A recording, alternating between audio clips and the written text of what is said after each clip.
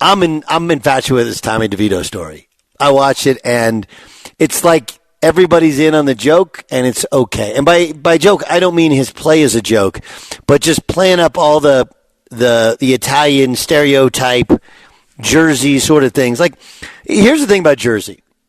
This is a Californian's view of Jersey, and I lived 12 years in Connecticut, and I lived in 2 different parts of Connecticut. And I can tell you unequivocally, Jersey is awesome. Connecticut and New Jersey are massively underrated. Jersey produces great athletes. It's got some great horse country. It's a much bigger state than you think. There's some areas by the water which are incredible, just incredible. There's a lot of cool things to it. It gets a bad rap because, well, politically it's always been a mess. It's had ridiculously dangerous cities like Trenton and Newark for years. And then the only taste of Jersey most people get is they fly into Newark, or they go to MetLife now, and they're like, this is the worst place on earth. You're right, but that's not most of New Jersey. It's not. So, I'm just here to tell you, like Jersey Shore is great. There's farmlands. There's incredible areas as well. But you don't see them because that's how much fun is that? It's just not. That said, like, they're playing up kind of the Jersey Italian stereotype. His agent's in a hat with an all-black suit. I'm looking like just looking straight out of Central Casting. But the DeVito story is really, really cool. Now, here's where, Dan, you can come in and we can have one of these nerdy conversations that guys have. And I don't know, Jay Stu, if you want to get on this. You probably can because you've been doing this a long time. I can be nerdy, but we'll see. Okay. The backup quarterback thing, where we fall in love with a guy and we want to believe so badly that guy is the real thing. And look, Kurt Warner was the third-string quarterback, really, backup quarterback, got his chance and became a Hall of Famer. Dak Prescott was third string. He got his chance. He's become the guy, might be the MVP of the league. So there are backups that become a thing. Like Don Majkowski, the Magic Man. You remember the Magic Man in Green Bay? Yes, absolutely. We can go through, like, every team has had a guy like this, it feels like, where, like, Easton Stick's going to start for the Chargers, and I don't know, they've kept him for several years here. He runs a lot more. Like, he may run around and win a game for him on Thursday night. You're like, wow, Easton Stick. He's like, no, Easton Stick is not better than Justin Herbert. Beyer, is there a Seahawk? I mean, Russell Wilson was kind of that guy, but it started his rookie year, so that's not really appropriate. Correct. Is there a Seahawk who was? Yeah, a couple of them. In fact, the reason why I'm a Seahawks fan, Dave Craig was like 7th on the depth chart when he ended up joining the Seahawks, and then ultimately in 1983. Over a couple of years, was able to wrestle the starting job from Jim Zorn and took off then. John Kitna was also kind of in that role. And John Kitna carved out a nice career for himself in the National Football League. Chad Pennington? Chad Pennington was with the Jets, right? He was a backup to. But he was a first-round pick. So, he was? Yeah. I thought he was a second-round pick. Yeah, I thought he was a first round. I thought he was a late first. We'll have to double-check. Oh, you keep talking, and I'm gonna look, okay, and we'll see. Go ahead. But yeah, no, there was. Because, at least in the Seahawks terms of things, those were the names that stood out. I think that the DeVito story actually is more Tebow-esque. You're right, by the way. Than anything that Pennington was first rounder. 18th pick. Really good. Yeah. But I think it's got more of a Tebow turn on it, where just when you think he's not going to do it again, they somehow go and do it again. And I know that he lost, his first couple of starts, but now you've got this 3-game win streak. I'm not saying it's Tebow mania, but that's how I kind of look at this little run, and everybody is up in arms, and now they've become a story. I also think there's a really, really good lesson in all of this. Which is the Giants probably aren't going to make the playoffs. They're in the hunt right now because the NFC is so bad. But just enjoying the ride I mean, the Giants they have no hope for a Super Bowl whatsoever. But to be able to enjoy this, to be able to have fun with it, to take stock in it, is kind of what it's all about. And we get so wrapped up in, I'm looking at Chris Perfett right now. The Lions, are finally a playoff contender, and now they're on a bit of a slide. And I don't want to say things are miserable in Detroit, but no, they're miserable over there. Nobody's enjoying it. And that's what it's supposed to be, and that's what the Giants are doing right now. For as crazy as this story is, at least they're getting joy. Everybody's doing the hand gesture. Like, that is awesome. And if we only had more of that in the NFL, because we're so wrapped up into who's the MVP and who's going to beat the Giants or who's going to beat the Niners and that sort of stuff, this is actually really, really cool.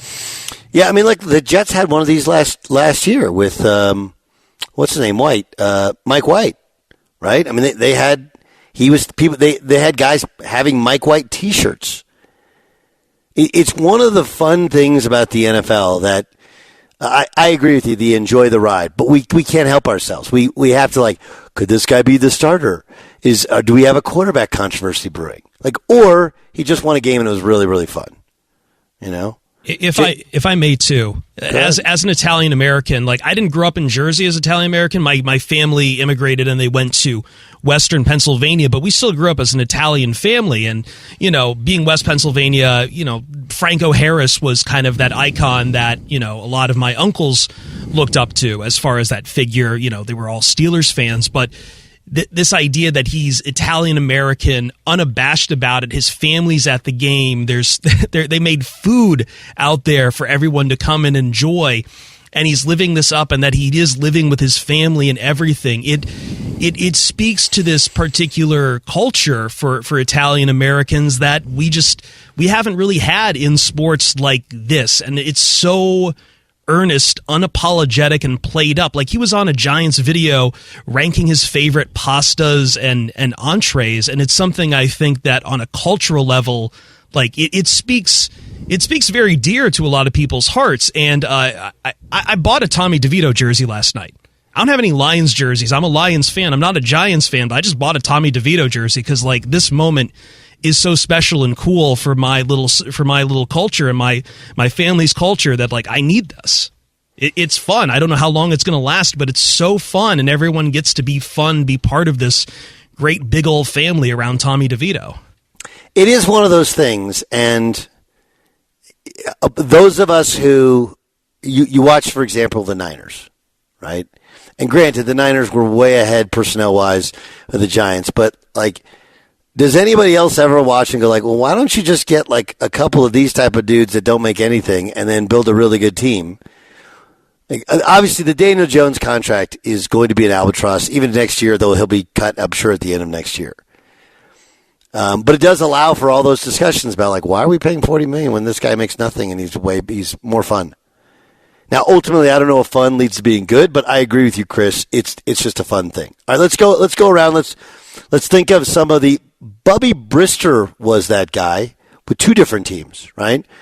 Well, Bubby Brister was the backup in Pittsburgh and had a little run, didn't he?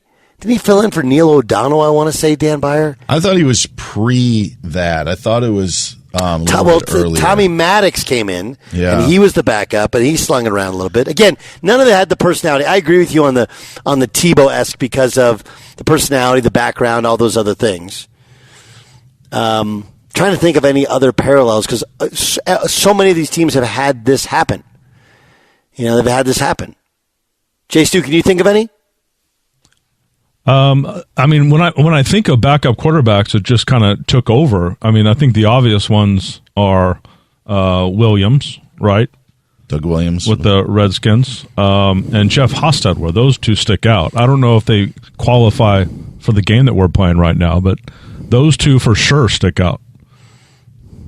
Yeah, Hostetler won the Super Bowl. Yeah, 100%. Yeah, and just trying to think off the top of my head as you're going. Well, give me a team and what we can go through. I bet I can find. I mean, they all have them. It's crazy. Literally, all of them have a guy who is a unknown backup who came in, won a couple of games, and people are like, "I love that guy." that guy forever is one of us. Yeah. And then you've kind of forgotten about him. I mean, maybe Tom Brady's the ultimate story. I mean, he's the ultimate story. Yeah, in all of this. But like when the Ravens had Kyle Bowler, who was it who replaced Kyle Bowler? And ultimately, that thing was over. Dilfer? I mean, Tony Banks, was that? No, Tony. I think it was Tony Banks. Because Dilfer won the Super Bowl, and then they drafted Kyle Bowler after that. When they, that's what it was. When they refreshed, So- Dilfer won the Super Bowl. Yeah. History for the Lions quarterbacks is so bad. I might have Scott to go. Miller. Scott Miller was a guy like that, and then he became Mitchell, the starter. Scott Mitchell. Scott Mitchell. Yeah, but he got signed by the Lions. He was who was it? He was the backup in Miami Dolphins. for so long. Yeah. He was Marino's backup. Yeah. I was going to say Gary Danielson going back because he had like I think a club high 5 touchdowns in a game. Eric Kramer. Sure. For the Bears? Lions. Oh, Lions. You mentioned and John for the Kitna Bears. earlier too. Yeah. David Garrard for the Jacksonville Jaguars. Good call with David Garrard. Very good call. Very good pull, Byer. Excellent. Yeah. There's. What was the name of the Cowboys quarterback Carter? He was Quincy a Georgia Carter. guy, huh? Quincy Carter. Quincy Carter was that guy. Colt McCoy had like a really magical game. Tony Romo was that guy. Tony Romo was that guy. Yeah. Parcells loved him. Loved him. Parcells loved him, and Sean Payton drafted him.